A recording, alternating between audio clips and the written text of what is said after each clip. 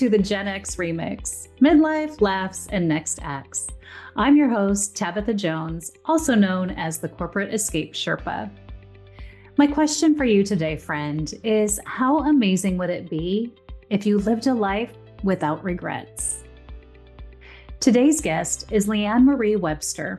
She's an attorney turned entrepreneur, a keynote speaker, and the creator of the Regret Release Method, helping people let go of what's holding them back so they can move forward with clarity and confidence. If you've ever felt stuck in a career or a life path that no longer fits, or if the thought of just making a big change feels really overwhelming, this episode is for you. We're going to dive into LeeAnn's bold career pivots, her insights on regret, and how you can shift from feeling trapped to feeling empowered. So let's get into it.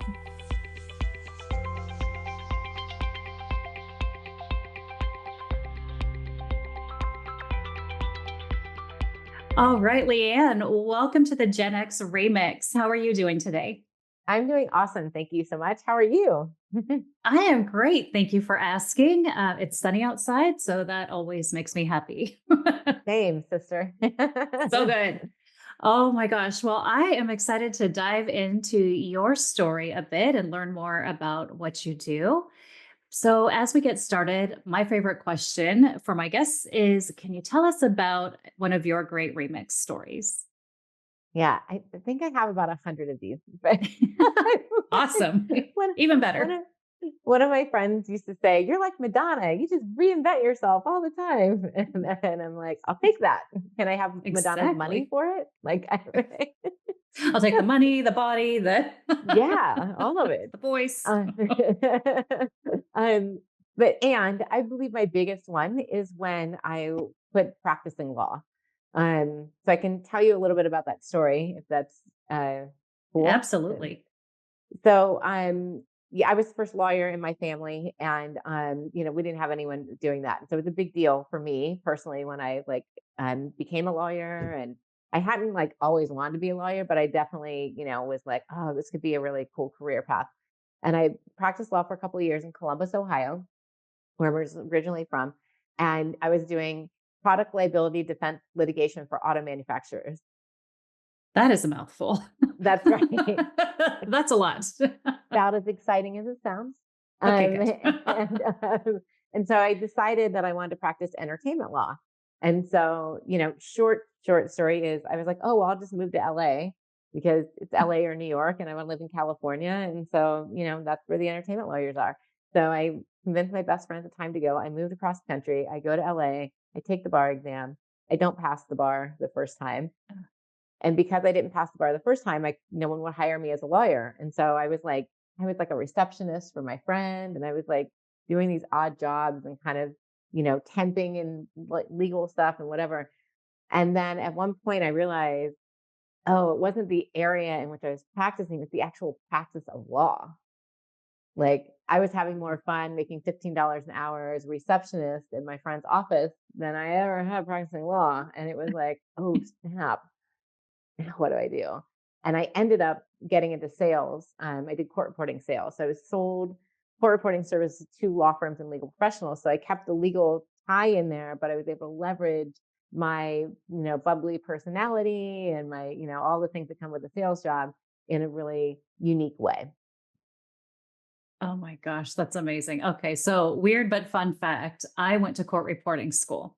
Get out of here. Nobody No. ever. I never meet people who did that. That's so in crazy. 1992. And you know what? I didn't pass because I couldn't type more than 65 words a minute. Oh my God. I could use the steno machine, but I could not get my typing speed beyond 65 words a minute. And I can't remember what the number, like 70 words a minute or something crazy. I'm like, no, it's not for me. Wow. Right. Oh my gosh, that's great. And usually no one knows what a court reporter is. So I was fascinated. I'm one of the weirdos that loves jury duty. I think anything in the court is kind of interesting. And funny story, my husband just got his jury duty notice the other day and I was so disappointed. It wasn't for me. Dang it. Damn it. That's hilarious. I'm just nosy. I like to see how things are going. So, oh my gosh, so interesting. So you realized at that moment, like, this is not really where I belong. I love Yeah, it. And you just made a switch. I I did. find that a lot of people stay kind of stuck because I went to school for 4 years for this. I went to school for 7 years for this. I can't change. I have this debt. I'm still paying for that school or whatever it is. Yeah. And to make that pivot. So what made you decide that it was okay? Well, when I really got to the core, right? When I really realized why I had moved to California, right? Because it was under the guise of I want to practice entertainment law. I think I'll enjoy that area of law better. That'll make me happier, right? That'll and so when I kind of stood back from that decision and said, well, what's really underneath it? And what was really underneath it was I wanted to love the work that I was doing. I wanted to feel like I was making a bit more of an impact. I wanted to feel more connected to like Mhm. why I was getting up every day and how I was showing up in the world. And when I tapped into those, then it was like, okay, well, that could happen through practicing law in certain ways or certain areas, or it could happen through other ways. And if that's what it really is about, then who cares whether I call myself a lawyer or a salesperson or a doctor or an executive or whatever? Like, let me connect just to that core part and not worry about the identity piece of it. I love that. I hope that every listener just took that down because so many stay stuck. Like, I've built this 20-year career. I can't possibly leave it. And Awesome. as someone who did do that, I can tell you absolutely can. There is light at the other side of the tunnel. Yeah. Light at the end of the tunnel. It's not a train. I promise it's not a train.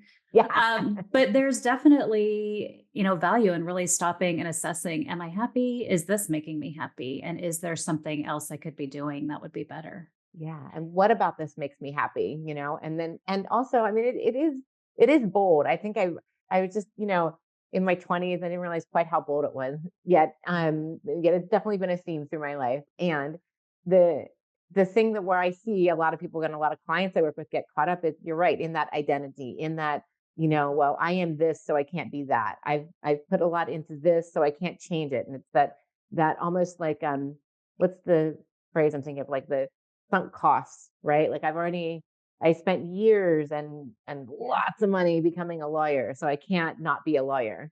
And it's like, or maybe I can, and then I just use my education in a different way because Yeah. guarantee you every contract I've ever negotiated, I find a way to slip in that I used to be a lawyer and it changes the negotiation. So I'm like, I use that degree all the time.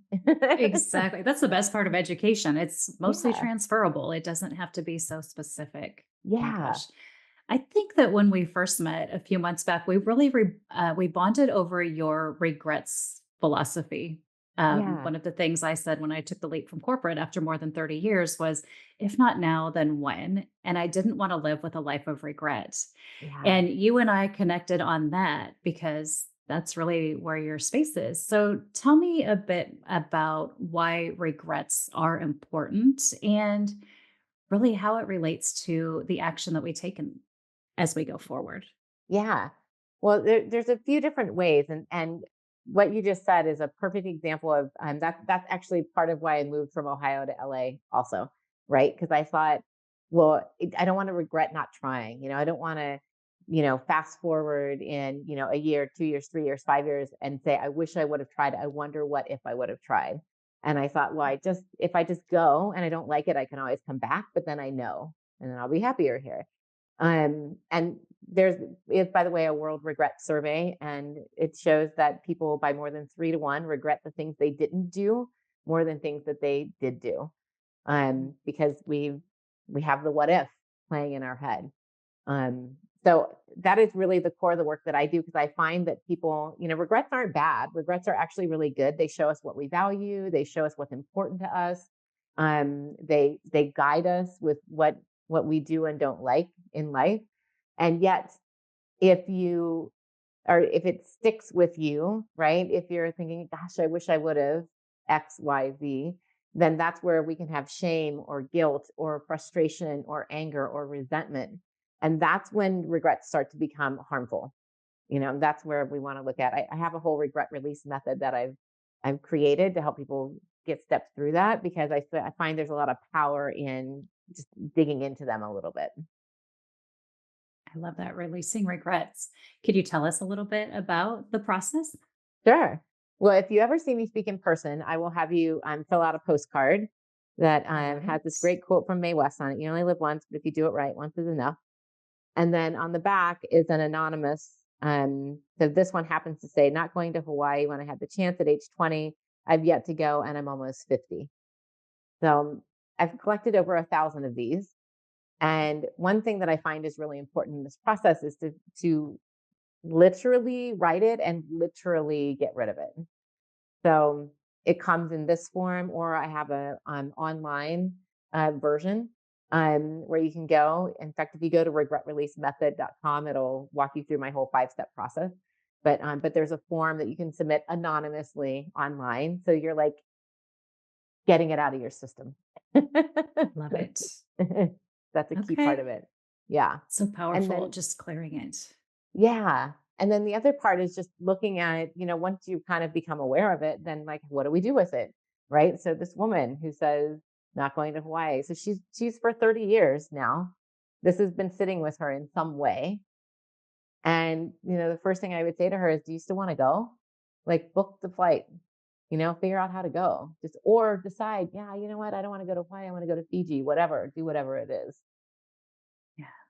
Oh my gosh. I'm dying to know if this woman goes to Hawaii or not. I know. And it's anonymous, so I can't figure it out. Can't No, figure it out. I don't know if I can go to sleep not knowing the answer to I this know, question. I know. It's a big open Um, loop. yeah, but it is amazing when you think about things that we regret that we hold on to. Yes. Sometimes I don't think we really realize that we're holding on to them until you sit and get really intentional. So, Oh, how do you help people kind of dig out and figure out what it is they're regretting? yeah. So I walk through the process, but I also whenever I'm working with clients and they're either stuck in something or they're like, "Hey, I want to achieve X or Y, and I just haven't taken the step towards it." Then my question always revolves like, "Why? What's happening? Why do you really not want to do that? Are you thinking that you should want to do that?" So it's not really resonant with who you are. It's resonant with who you think Mm. you should be doing or a role that you think you should be playing. Or could it be that you tried it? This happens a lot, especially in the workplace. Somebody gets bold. You get bold one day and you raise your hand, you speak at the meeting, and then you get shot down. And so then suddenly you become more quiet at the meetings because the last time you spoke up, you got shot down and you're like, I don't want to go through that again. So all of a sudden you pull back or you wait or you don't put your ideas forward. And that ends up starting to hurt your career. So I always look at like what's happening, where are you at, what's the act, how are you showing up today? Where is it that you want to go? And then if there's a disconnect there, how can we dig under to find why you're having that disconnect? I like that. So many shoulds. We should ourselves to death, right? So Just much, so should. much. Yeah.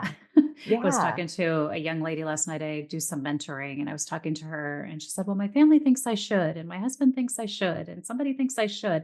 I was like, but what do you want? Like, Right. let's get to What it. do That's you want? okay.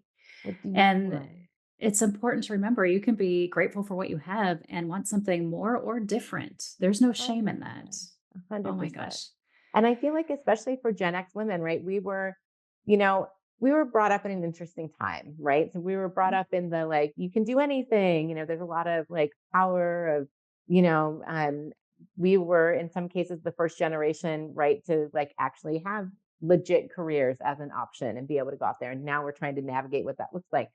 And because it's like we saw our, others of the generation before us fight so hard to get those opportunities. Then when we take advantage of the opportunities, we feel bad if we're not like taking full advantage of them or if we're not doing what we should be doing. But no one in our culture, no matter your generation, except for maybe the new one, but we don't need to go there. But our culture is not like you should stand up for what you really want and do what your heart truly desires.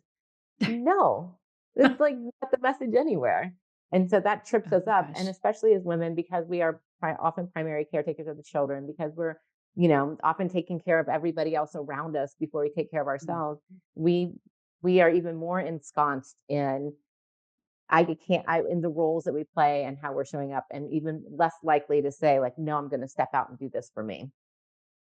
Yeah. There's a lot of feeling like you can't do something for you and especially when we hit that point where we're at the empty nest, things are different. So, if you had kids and you finally have time for you and you can make a decision for you, but maybe you don't really know who you are anymore. You've been this mom, the wife, the worker, whatever for so long Yeah. that Yes. when you step back, you're like, oh gosh, who am I? What do I like to do? Yeah.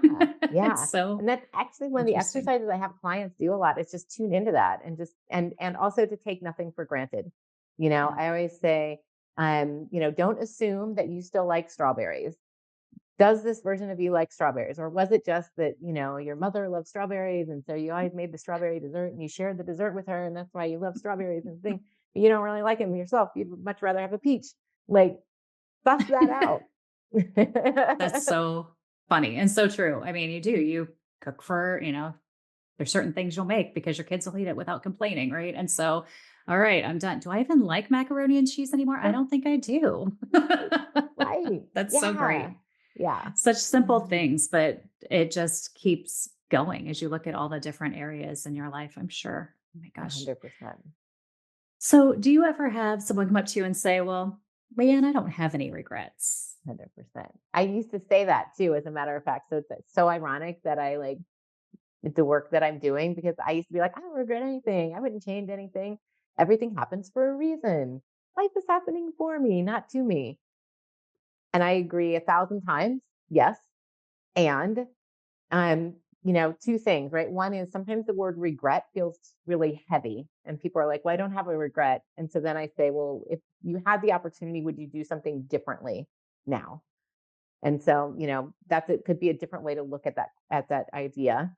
And then the other thing is, be open to the fact that there are probably some things that you have a little bit of you would change. Like one, for example, I had my grandmother, and I didn't even, by the way, realize this until I started doing this work, on me. like, Oh, wow. um, my grandmother passed when I was in my early 30s, and I love her. She had a tremendous impact on my life, and I never like got to know her as a woman.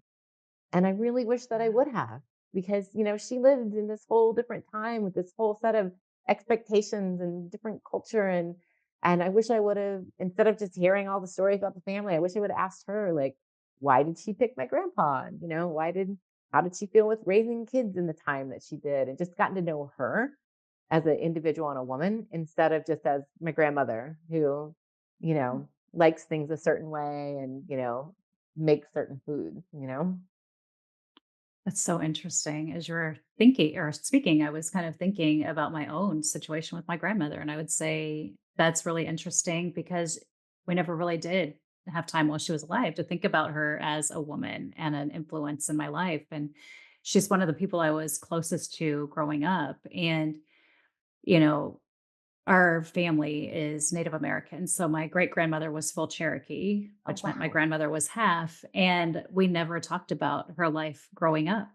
What was it like? Where I know that my great grandmother lived on the reservation in Oklahoma, but I'm like, did my grandmother ever go back and visit? What was that like? It's now I'm going to write that down because now I'm really curious. I And it is funny. So that just answered the question, right? Like sometimes we don't think that I have no regrets. I've lived my life to the fullest. I've done what I want to do. And then, somebody will say something like this. And I'm like, oh, shoot. Well, there definitely were some things I wish I had done differently. Yeah, yeah. And Interesting. and the idea behind it then is not to like now like feel bad because like you uncover something, right? Yeah. But it's more like, okay, like now what can you do moving forward, which is what I'm really about, right? Like the past is important because we can mine for achievements, for understanding, for information, and then it's like how do we take that and then use it moving forward?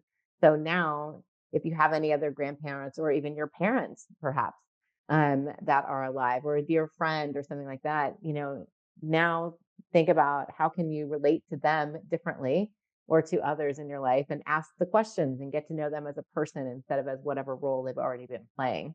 And that's how you like move forward after you've uncovered something. That is such great advice. Oh my gosh. I've got so many things in my head. Now I got to keep speaking, but I'm like, wait, I got all these things. I need to go do my homework. I'll be right back. It's good you're recording this, right? Exactly. Oh gosh. So, when a client comes to work with you, what is it that they generally are looking for help with? The most of my clients are women who are 50 or over, and they're having that sensation that the runway ahead feels shorter than the runway behind. And it's that idea of like, it seemed like I had forever to go to Hawaii, to get to know my grandmother, to take the trip, learn the thing, start painting, whatever it is. And now that things are shifting naturally because this stage of life, they're like, okay, now I have a little more time, or I'm ready. I'm ready to stop putting others first. I'm ready to put myself first. What do I do? And about 50% of the women have an idea when they come to work with me. Like, I know I want to like travel more, whatever it is, or change my educate or learn more. And about 50% are like, I just don't even know. I don't even know what I want. And so for both of those women, I help them to gain clarity. I help them to sort out what it looks like. I help them to tune in to make sure what what intentions we set are truly what they want and not what somebody else wants or who they think they should be. And then we just literally set the path forward of then what's the mindset look like, what's the action look like, and how do we get you there? Wow, that's so needed. So needed. Oh Yeah. my gosh. All right. Well, for my listeners who may want to get to know you better, I know I'll be staying in touch because now I've got so many things on my I brain. know. What is the best way for our listeners to get in touch with you?